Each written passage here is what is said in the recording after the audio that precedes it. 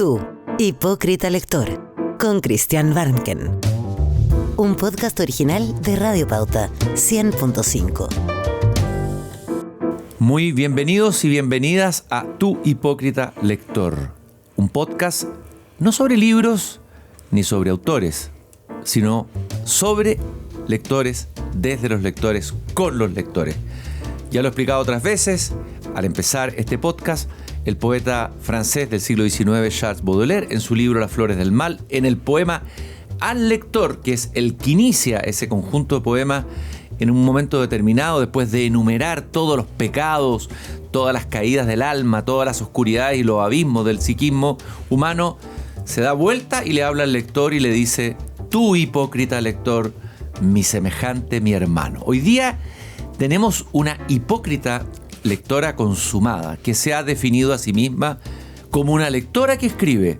La mayoría la ubica como una escritora. Ella es autora de 2 novelas, San Kintsugi, pero también de un conjunto de relatos cortos o relatos breves o narraciones breves para ser feliz, lugar, una música fina, entre otras. También autora de una novela infantil, El mapa secreto de las cosas, y de un libro muy interesante recién aparecido que tengo en mis manos, Pequeños inventarios, la vida de las cosas en 10 libros chilenos, del que hablaremos de todas maneras en el podcast de hoy.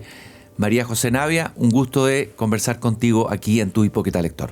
Muchas gracias a ti, Cristian, por la invitación. Feliz de venir a hablar de libros, además. De venir en modalidad lectora, me encanta. María José, ¿cuándo comenzaste a ser lectora? Entiendo que hay ahí una relación importante con un abuelo que era muy lector en tu infancia. Sí.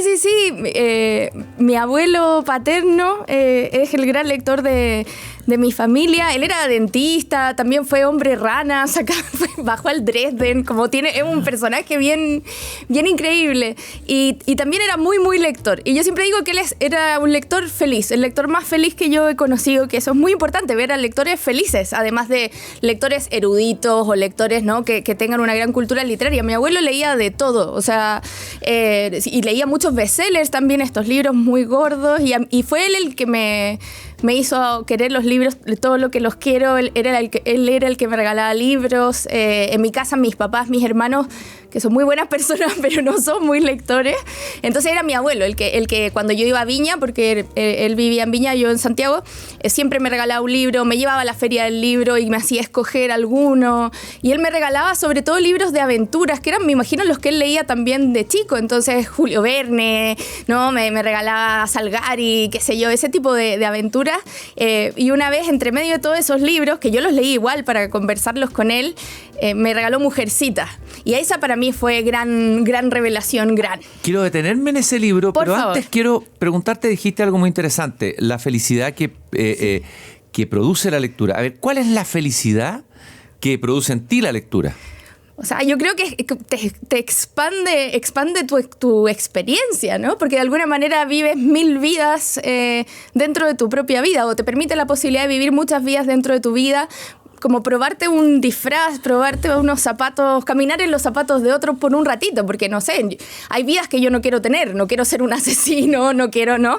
Hay un montón de cosas que no quiero ser, pero poder meterse en la cabeza de ciertos personajes, poder vivir en otros mundos, viajar a otros lugares, eso. Y también hay una felicidad, siento yo, en el acercamiento, en el contacto con el lenguaje bello, ¿no?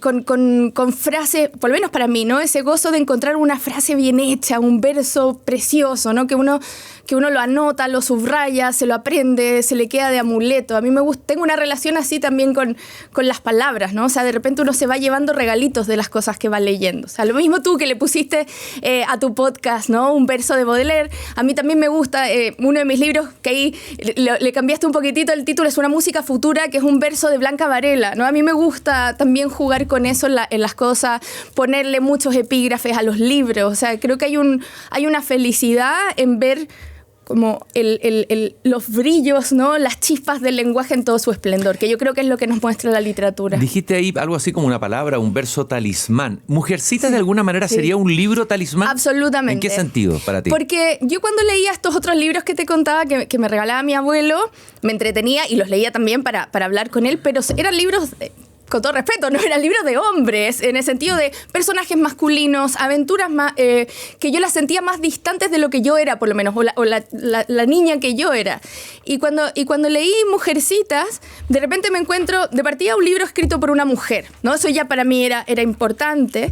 Y además, la historia de una familia, la historia de una madre y sus hijas, ¿no? Todas estas hermanas, la relación entre las hermanas. Entonces, es un libro muy potente, yo siento, para las mujeres y para las mujeres que después nos convertimos en lectoras y escritoras, porque nos presenta además distintas maneras de ser mujer, ¿no? O sea, hay distintas maneras de vivir esa experiencia.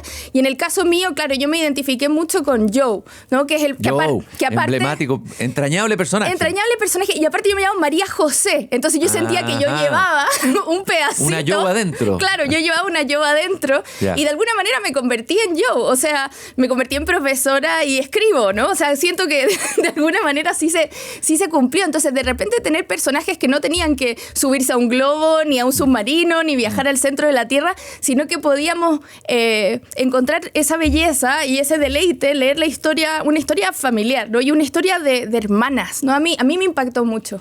Qué impresionante cómo ha sobrevivido ese libro. ¿Cómo se sigue leyendo? Por supuesto, y aparte que están a mí me encantan las películas, además, entonces creo que las versiones cinematográficas también hacen que lleguen nuevos lectores y lectoras a ese libro. O sea, la última versión, la de Greta Gerwig, que es preciosa, ¿no? Porque de alguna manera captura muchos guiños de ese libro, ordena la película de una manera muy interesante. Yo creo que hace que más gente vuelva a los libros. A veces hay personas que creen que cuando se hace una adaptación cinematográfica o a una serie de una hora literaria, se pierden lectores, porque la gente va a ver la película o va a ver la serie, pero es todo lo contrario. O sea, muchas veces lo que hacen estas películas es renovar el interés de los lectores, porque uno sabe que el libro dice más cosas que la película. Entonces, si te gustó la película, vas a querer leer el libro. ¿Qué es lo que dice el libro? Dice más el libro que no estará nunca en una película y en una serie. Lo que hablábamos un poco antes, ¿no? Es el lenguaje, ¿no? Porque si bien hay muchos directores y directoras que van a tratar de tomar frases tal cual, ¿no? Que están en el libro, hay mucho de la narración que se va a perder, ¿no? Y hay una gran belleza en eso, y que cuando se transmite el lenguaje audiovisual se ganan otras cosas, por cierto, que tal vez el lenguaje literario no lo tiene, pero creo que hay un disfrute en eso, en ese contar a través de la palabra que está en el libro, y yo creo que los lectores van a ir a buscarlo. Lo que ha pasado también, no sé, con Juego de Tronos, ¿no? Que la gente corría también a buscar los libros, ¿no? Porque hay algo distinto ahí. Entonces, si a mí me gustó la película, si a mí me gustó la serie, yo quiero ir por más, ¿no? Hay otra película que está basada en un libro que entiendo que también leíste cuando niña o cuando muy joven, que es El Mago de Oz. Sí. Yo fui a ver la película, me acuerdo, al viejo cine Marconi que había aquí en Manuel Montt. Tengo un asociado recuerdo de infancia. Primero vi la película y después leí el libro. Perfecto. El Mago de Oz. Estamos hablando hace la friolera de varias décadas. O sea, estamos hablando de 1968, una cosa así. A ver, dale con tu lectura del Mago de Oz, sí. María José. Bueno, también me pasó igual que tú, ¿no? Yo también vi la película y después llegué al libro, y después fui más lejos. Yo creo que eso pasa cuando a uno le gusta mucho leer y escribir, ¿no? Se acerca más a las obsesiones. Entonces, en mi caso, era muy fan de la película, me gusta mucho. Después leí el libro, supe que era un libro, me leo el libro, y el libro es mucho más complejo. La película es como la mitad del primer libro. Y después, investigando más aún, me di cuenta que ese libro es el primero de 14, ¿no? El mundo de Oz que inventa L. Frank Baum son 14 tomos. Y entonces dije, voy a escribir una novela sobre esto, que es lo que estoy terminando de corregir ahora. Y me leí los 14 volúmenes de la saga de Oz. O sea, El Mago de Oz realmente es un mi libro nuevo libro, sí. Que te marcó. Sí. Y porque además cambia mucho, y me encanta eso de las lecturas que hacemos y cómo nos equivocamos a veces, no en un mal sentido. O sea, El Mago de Oz, ¿cierto? Termina con esta idea de esta niña de Kansas que, ¿cierto?, se va volando a Oz y después vuelve, y ella quiere volver, ¿cierto? No hay lugar como el hogar y sabemos eso. Pero el tema con la saga de Oz es que ella después en los siguientes tomos vuelve a Oz, y de hecho se trae a los tíos a vivir a Oz, ¿no? Y todo continúa en el mundo de Oz, y es muy increíble las distintas lecturas que hay en todos los tomos, lo que el autor va un poco refiriéndose a la historia de Estados Unidos también. Y siguiendo con la investigación, caí en una coincidencia que es muy bonita, que mi abuela materna, que es otra a la que le debo los libros. O sea, por una parte mi abuelo me regalaba libros, ¿no? ¿Tu abuela también era lectora? No era tan lectora, pero era voluntaria en una fundación que grababa libros para personas ciegas. Ajá. Entonces ella me grababa libros y yo, antes de aprender a leer con los ojos, digamos, aprendí escuchando la voz de mi abuela, y por eso también le tengo mucho cariño a los audiolibros. Me parece que es una forma de acercarse a la literatura que es muy bella. Pero bueno, y mi abuela se llama Edith Mankiewicz, y mi abuela materna. Y yo siempre supe que ella venía de la familia de los Mankiewicz, de Joseph Mankiewicz, de Herman Mankiewicz, grandes directores del cine de oro, ¿no? De la época dorada de Hollywood. Y era como mi dato freak familiar, ¿no? Estoy muy conectada lejanamente con esos personajes. Pero cuando me puse a investigar sobre El Mago de Oz, el libro, el autor del libro y también la película, me enteré que a la primera persona a la que le pasan el libro del Mago de Oz para que haga el guión es a Herman Mankiewicz, ¿no? Y el primero de 10, ¿no? O sea, tuvo muchos guionistas esa película. Pero a Herman Mankiewicz fue el que se le ocurrió el que se cambiara del sepia al Technicolor, que me parece que es la gran decisión además de esa película, no es algo por lo que uno se acuerda, ¿no? Que pasamos del sepia al Technicolor. Y después él deja el manuscrito, o sea, deja el guión y lo van retomando otros guionistas. Pero ahí pensé, pero El Mago de Oz, yo tenía una conexión tremenda desde el ADN, pero no sé. Absolutamente. A ver, El Mago de Oz es un viaje iniciático. Sí. Es el viaje del héroe, en este caso de la heroína. Claro. ¿Cuál es el viaje profundo del Mago de Oz para ti? Es que yo creo que tiene algo muy bonito que es, bueno, de partida lo que tú dices, que sea una heroína, ¿no? Si bien está escrito por un autor, ¿no? Por Frank Baum, tiene esta heroína. Y de hecho Frank Baum, su suegra, era una de las grandes sufragistas en Estados Unidos. Entonces, este tema de que sea una heroína, y que además sea una heroína que no es una chica sofisticada, ¿no? Porque Frank Baum era muy admirador de Lewis Carroll, adoraba, ¿no? Alicia en el País de las Maravillas, pero Alicia es una niña victoriana muy compuesta, ¿no? Y entonces lo que hace Baum es traer una niña de Kansas, ¿no? Así como del Estados Unidos profundo. Del Estados Unidos profundo, la niña que vive en una granja, ¿no? Y que sale volando. Entonces, también era esta figura de una niña ¿cierto? En una situación más vulnerable, ¿no? Que termina en este viaje. Y lo muy bonito, ¿no? Va a buscar al Mago de Oz, ¿no? Y va conociendo a estos personajes en el camino.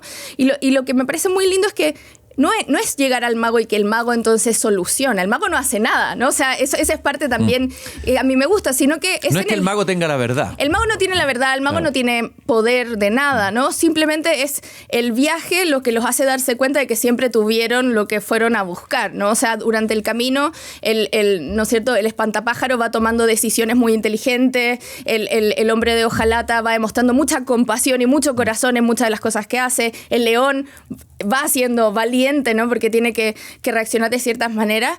Y Dorothy finalmente tenía que hacer ese viaje para darse cuenta y querer llegar de vuelta a su casa. Y entonces, no sé, me parece es un mundo muy bonito.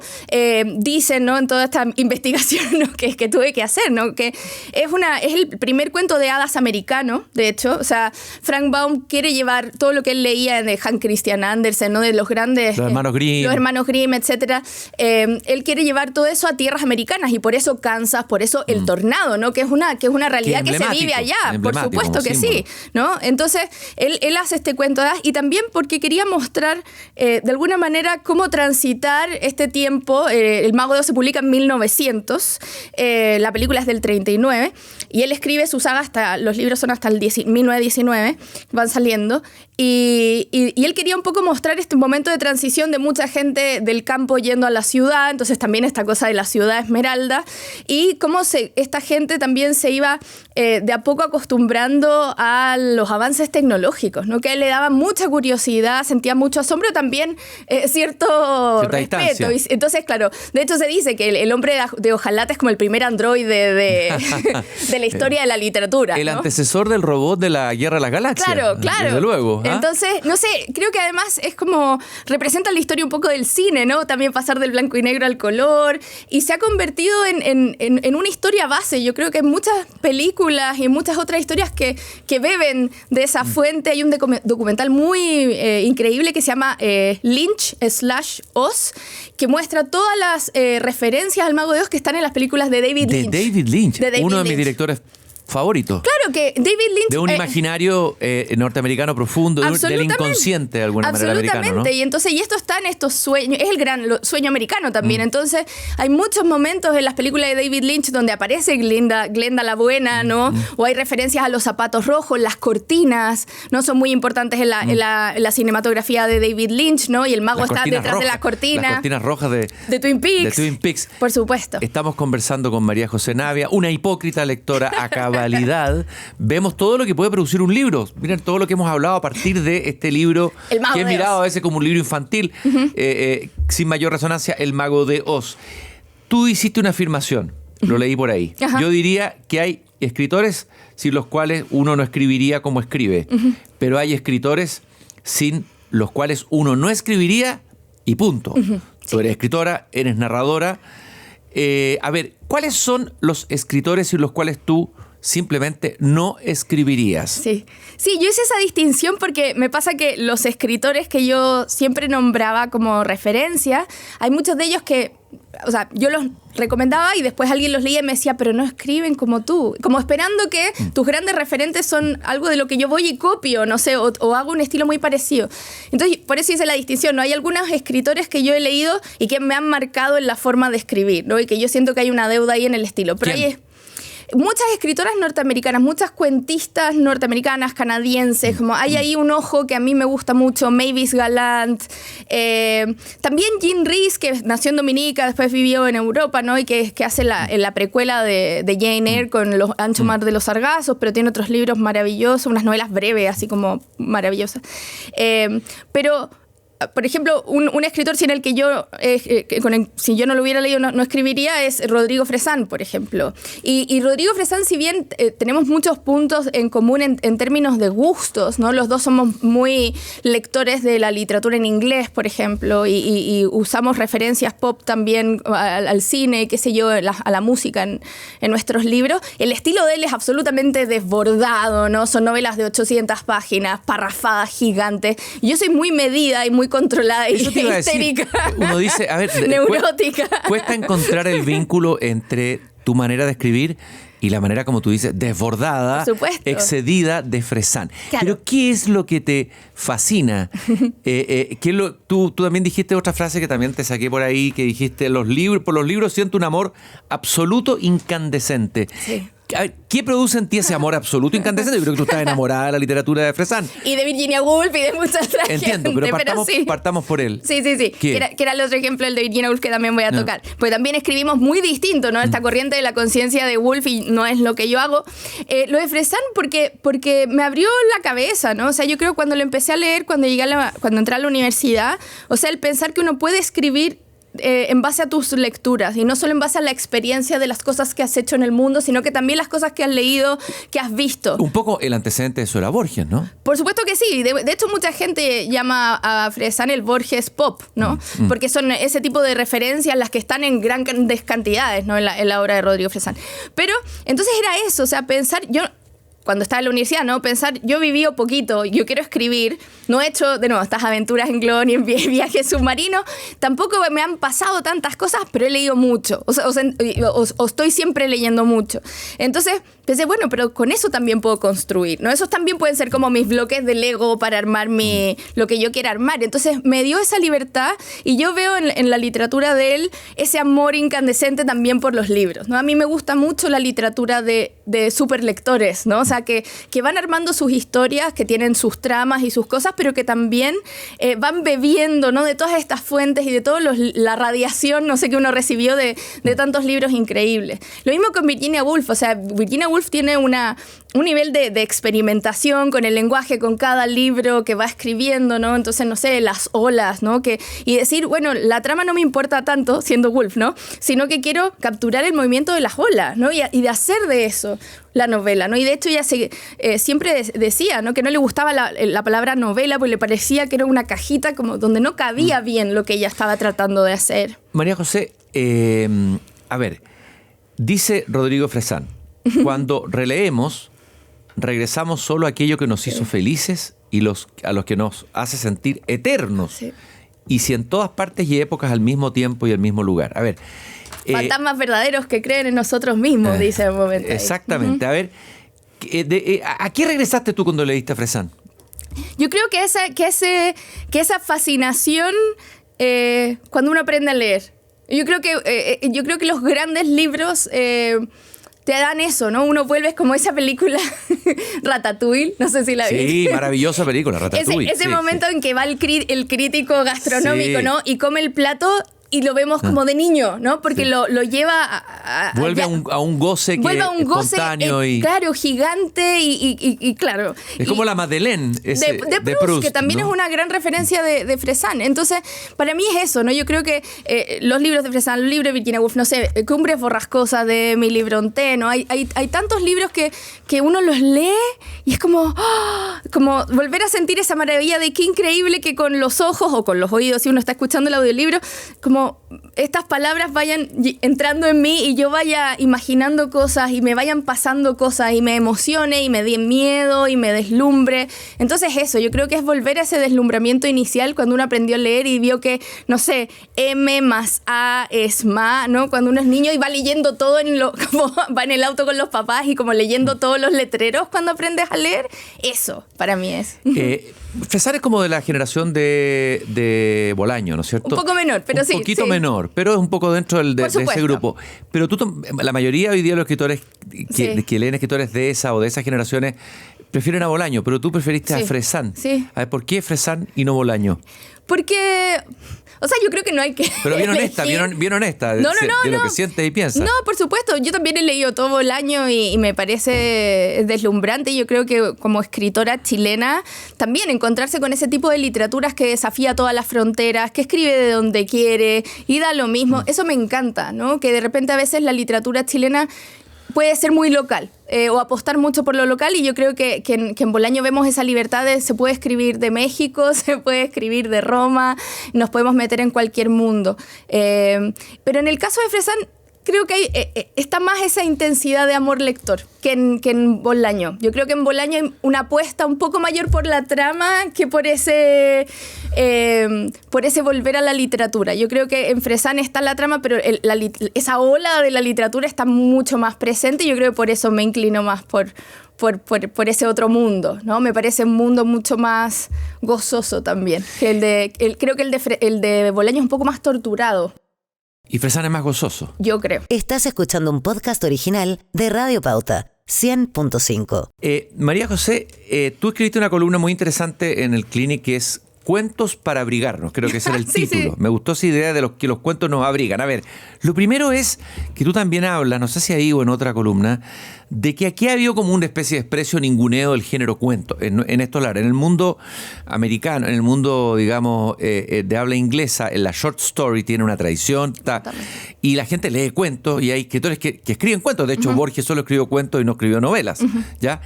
Entonces, hablemos un poco del género cuento. ¿Qué es lo que te fascina de ese género? ¿Qué goce te ha producido ese género? Hablemos un poco de eso. Sí, claro, lo que tú dices es muy importante, por eso también le tengo tanta buena a la literatura estadounidense, ¿no? Porque está esa gran tradición del cuento. O sea, pensemos en una revista como el New Yorker, que existe hasta el día de hoy, ¿no? Que en todos sus números va un cuento, ¿no? Así es. En todos sus números va un cuento de un gran escritor o escritora, y además hay algo que han hecho en los últimos tiempos que además agregan el audio. O sea, va en versión audiocuento, que me parece mejor todavía, ¿no? Y son cuentos por los que pagan una muy buena suma de dinero, además. O sea, porque entonces, y hay toda una cultura como en la tradición norteamericana de estas revistas, ¿no? De publicar en revistas, de publicar en periódicos cuentos, y que hizo que muchos escritores se decidieran a escribir cuentos. A Herman Melville le cargaba escribir cuentos, y sin embargo por temas económicos, porque obviamente se vio obligado a escribir cuentos, y gracias a eso tenemos grandes maravillas, ¿no? Oye, estaba pensando, María José, bueno, que en la tradición latinoamericana también hay grandes cuentistas. Horacio Quiroga, hablamos de Borges, hablamos de Cortázar. Sí. Y yo diría que en Chile, voy a decir algo tremendo, a lo mejor hay mejores cuentistas que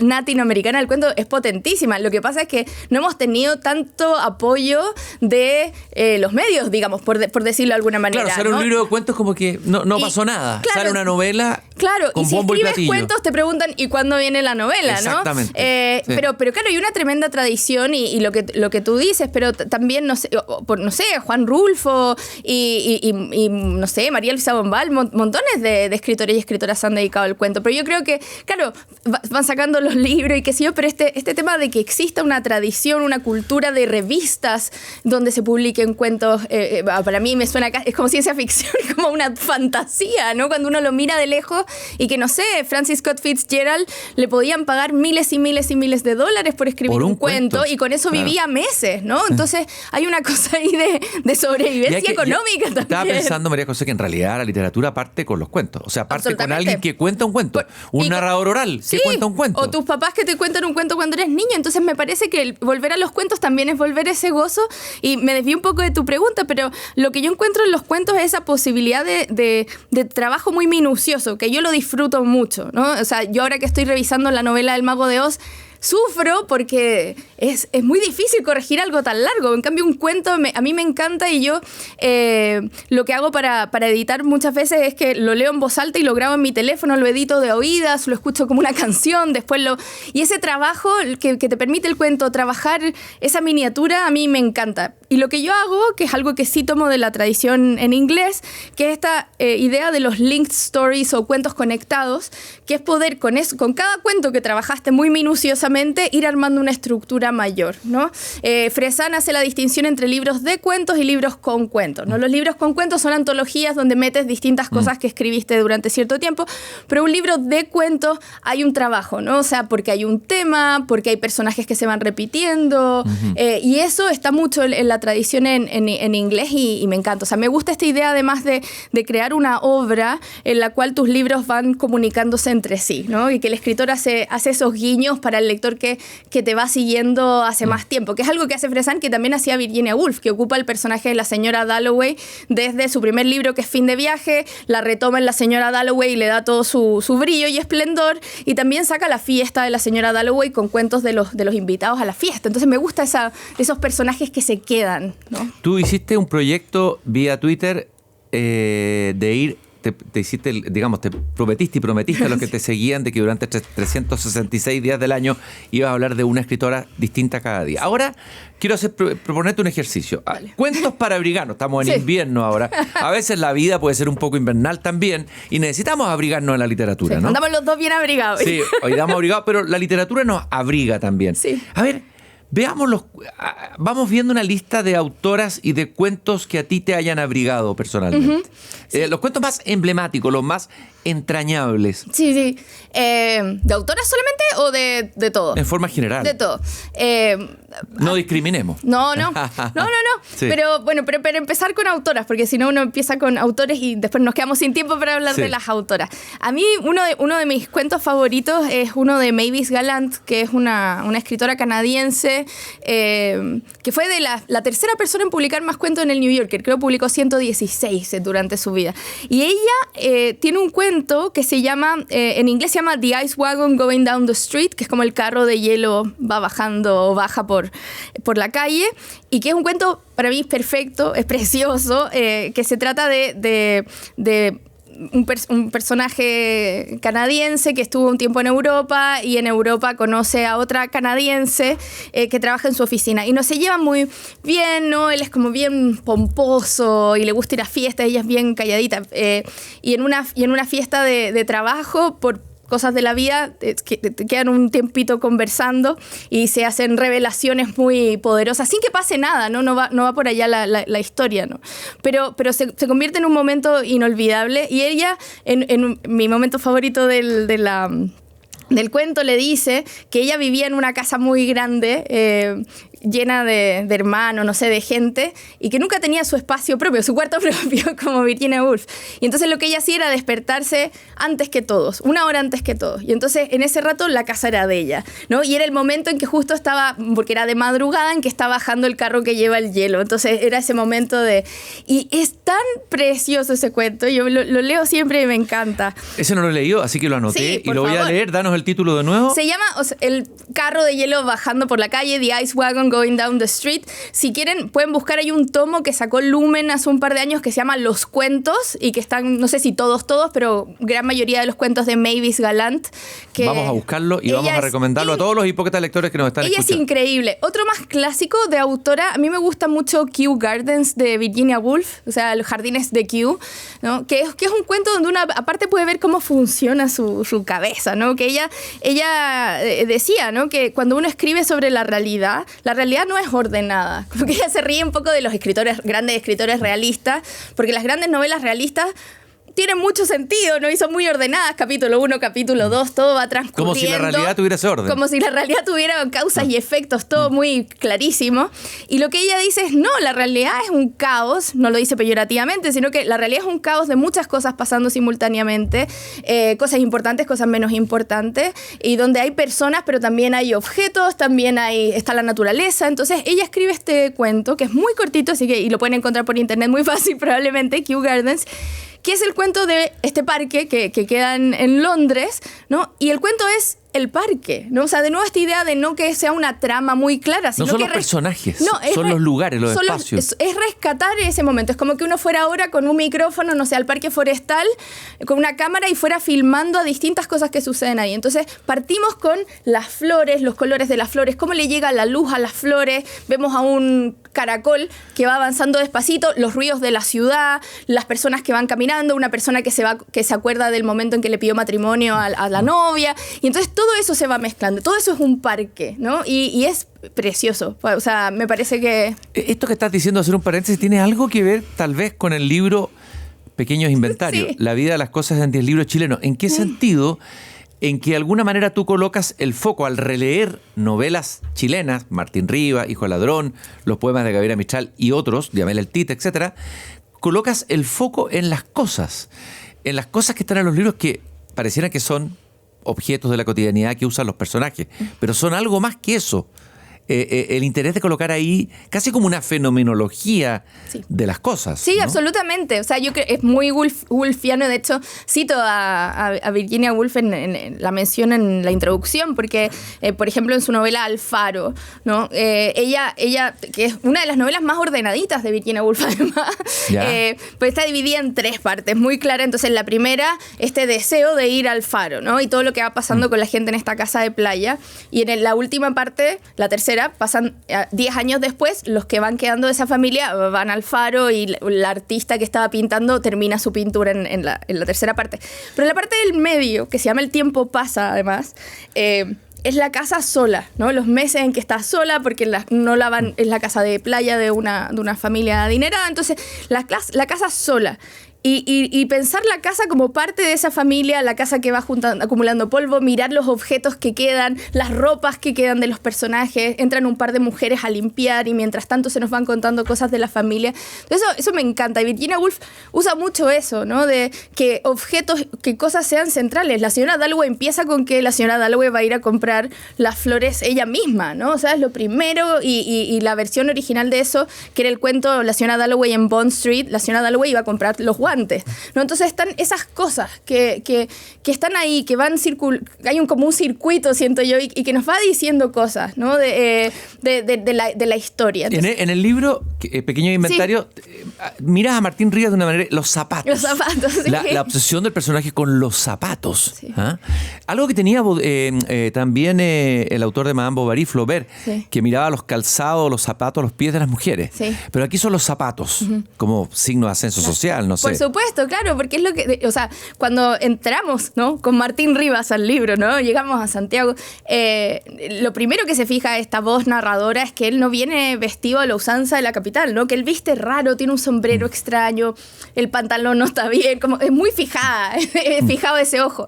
Y claro, y él se siente menos porque no está vestido así, se fijan los botines acharolados, que son los que usa la gente que le va bien al parecer, y las primeras cosas que hace Martín Rivas cuando llega a Santiago es ir a comprarse zapatos, ¿no? Y va a la plaza de armas, creo, y lo empiezan a acosar, ¿no? Los vendedores, y es una escena muy intensa y traumática, ¿no? Termina la comisaría detenido, así como es todo un proceso. Entonces, y me gustaba pensar el objeto zapato, pero también la idea de ponerse en los zapatos de otros, ¿no? Que usamos mucho esta figura, y lo que dices de Madame Bovary me encanta, porque para mí también siempre ha sido un tema que me ha interesado mucho, porque siempre cuando la gente lee Madame Bovary se acuerda como de la mujer infiel, ¿no? Y que la mujer adúltera. La mujer adúltera, y que por leer estas novelas románticas, ¿no? Enloquece, una suerte de Quijote, ¿no?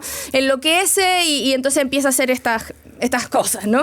Pero para mí siempre ha sido muy claro el tema de la deuda en Madame Bovary, porque Madame Bovary, parte de su angustia final y que la lleva a esa decisión terrible, ¿no? Es que se empieza a endeudar. O sea, que esa fantasía por el romance y por la relación con un hombre, también viene acompañada por una cierta forma de verse. Y entonces ella se empieza a endeudar comprando guantes, comprando zapatos, comprando vestidos que no puede pagar, ¿no? Y si te acuerdas, al final, ella lo empiezan a perseguir los acreedores, ¿no? Que le llegan a cobrar, ¿no? Y que quieren incluso cobrarle de otras maneras, oye, ¿no? Yo te iba a preguntar, una lectora tan voraz como tú se debe endeudar harto y rentar la tarjeta de crédito, ¿no? ¿Cómo lo haces? ¿Cuáles son tus?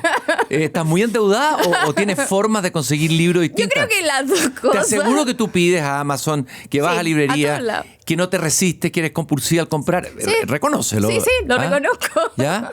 No, o sea, es de las cosas en las que más gasto mi sueldo de todas maneras, pero es que además pasa, que bueno, agradezco mucho esto, es que como yo también escribo de libros en el Mercurio, ¿no? Yo hablo de libros en la radio cada 2 semanas, en la radio Rock and Pop, en un programa que se llama Un País Generoso. Entonces también las editoriales te van mandando libros. Pero nunca es suficiente. No, nunca es suficiente. Para una lectora como tú nunca es suficiente. Obvio, o sea, pero es que yo creo que hay gente, no sé, hay gente que por su trabajo, no sé, necesita vestirse de cierta manera, gasta de su plata para comprar esas cosas. Yo, que me dedico a hacer clases de literatura, a hablar de libros, tengo que comprar libros. Evidente. Y endeudarte, incluso quebrar, no importa. Ir a Dicom por los libros. No quebraremos. Volvamos a los cuentos para abrigarnos. Entre las autoras que tú has citado es Alice Munro. Sí. Gran cuentista y narradora. Sí. Aquí hay un tema de fondo que cuesta resolver. Estuve leyendo el fin de semana en un diario con la hija de Alice Munro. Denunció que había sido abusada por el padrastro que vivía con Alice Munro, la pareja de Alice Munro.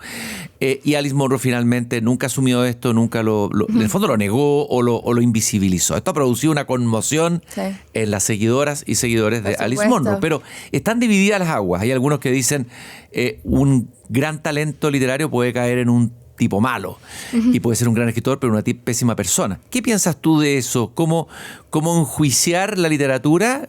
Uno tiene derecho a enjuiciar la vida porque tendría que sacar a muchos escritores que sacar casi a todos, por no decir a todos. Sí.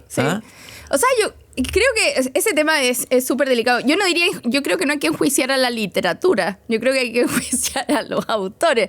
Entonces, y claro, o sea, no niego que por supuesto que estas nuevas informaciones que hay sobre Alice Munro va a afectar la manera en que se la lee, ¿no? Y yo creo que hay que estar atenta a ella como es. Y yo creo que cada quien tendrá que tomar su decisión. No sé, hay gente que después de que se han conocido las realidades, no sé, de Michael Jackson, dejó de escuchar a Michael Jackson. Hay un montón de gente que sigue escuchando a Michael Jackson como si nada, ¿no? O sea, yo creo que es un gran tema. Yo no, el día de hoy, digamos, yo no sé si yo hago un curso de cuento corto en la Católica y cuentos en inglés, y leímos a Alice Munro antes de que saliera esta noticia. Yo no sé si el próximo año la pondría, por ejemplo. O sea, es algo que tengo que pensar, porque en general o sea, o tal vez leerla, pero o sea, sin invisibilizar lo que sucedió.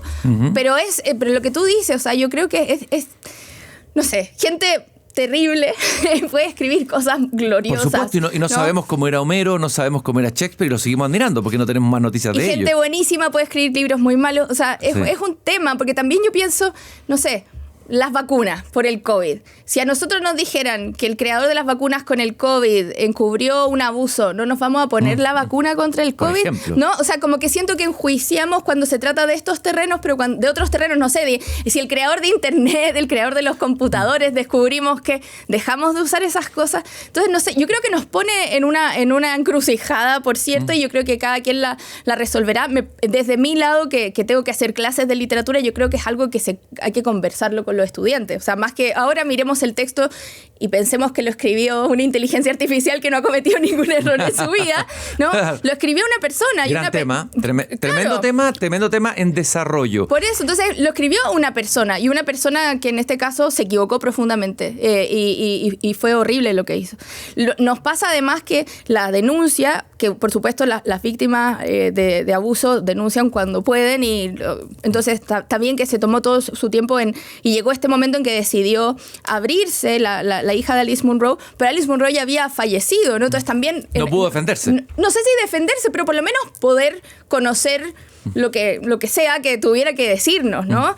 Pero sí, o sea, creo que llegó como balde de agua fría para muchas que éramos muy fans de Alice Munro, y estamos en el momento ahí temblando con el agua fría todavía. Imaginemos que no sabemos noticias de ella, pero un cuento de ella memorable.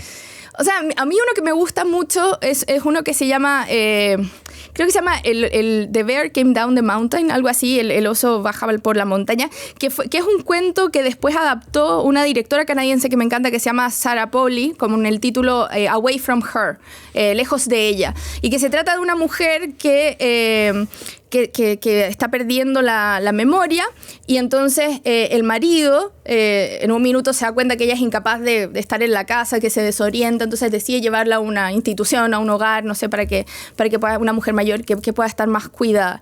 Y este marido le fue infiel toda la vida a esta pobre, no sé si pobre, a esta señora, a esta mujer, y que eso se nos deja entrever por ahí, y él deja a esta mujer en este lugar, y entonces le dicen que para que ella se acostumbre tiene que pasar un par de semanas sin visitarla. Y entonces él no la visita, y cuando llega a visitarla después del tiempo que le dijeron, se encuentra que ella está enamorada de otro señor, porque se le olvidó que tenía una relación previa, preexistente, no sé, previa, y está emparejada con alguien más, que también a su vez está casado con otra señora afuera y que tampoco se acuerda que esa otra señora existe. Y entonces está la tensión, el de que él me la saco de ahí, ella está inmensamente feliz con este otro señor, ¿qué hago? ¿No? Y de hecho, y la mujer del otro... del caballero, que lo quiere sacar cuando ve esta situación. Y él, el marido de la mujer, va a hablar con esta señora para convencerla de que no lo saque porque ellos son tan felices. Ya me dieron ganas de leerlo. Tremendo libro.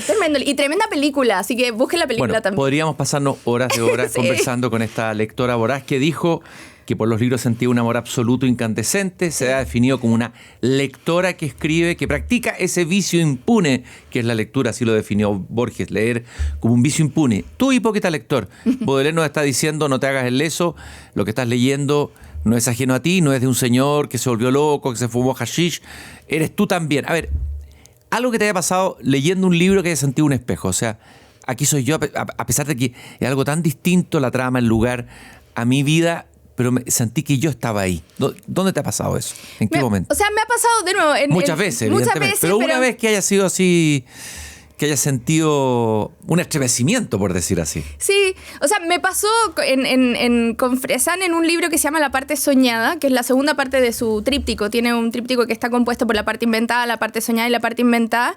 Y hay un personaje que se llama Penélope, que se obsesiona con Cumbres Borrascosas. Se la aprende de memoria, la lee, la relee. Y entonces, porque dice que ese libro fue escrito para ella, y entonces releemos. Es muy precioso lo que hace Fresán, porque releemos Cumbres Borrascosas adentro del libro de Fresán a través de los ojos de esta lectora. Y es increíble. Y el otro momento que me ha gustado mucho, porque ha ido cambiando con los años. Yo La señora Dalloway la releo todos los años. Es una novela así, amuleto. ¿Esa sí que es novela amuleto talismán? Talismán, la leo todos los años. Y de hecho ahora estoy escribiendo un ensayo ensayo porque el próximo año se cumplen 100 años de la señora Dalloway.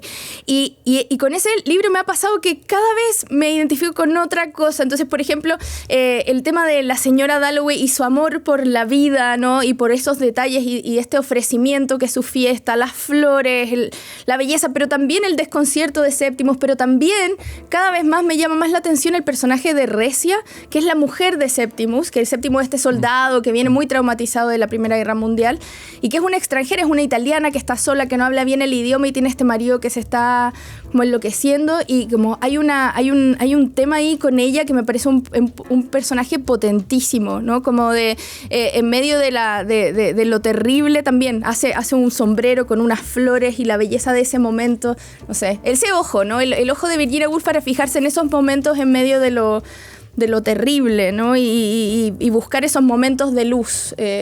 Eso, siempre me reconozco un poco en esa voluntad polilla, ¿no? De seguir la luz. María José, nos quedamos con unas tareas gozosas. Eso, gozosas. Releer a Virginia Woolf, releer La señora Dalloway, de ella también Los jardines buscar de Kew. Buscar a Mavis Gallant. Buscar a Mavis Gallant y leer, si es que no han leído, a Rodrigo Fresán, por favor, entre otros. Sí. María José, muchas gracias por haber conversado conmigo de lector a lector aquí en Tu Hipócrita Lector. Feliz, muchísimas gracias, Cristian. Tu Hipócrita Lector, con Cristian Warmken. Un podcast original de Radio Pauta 100.5.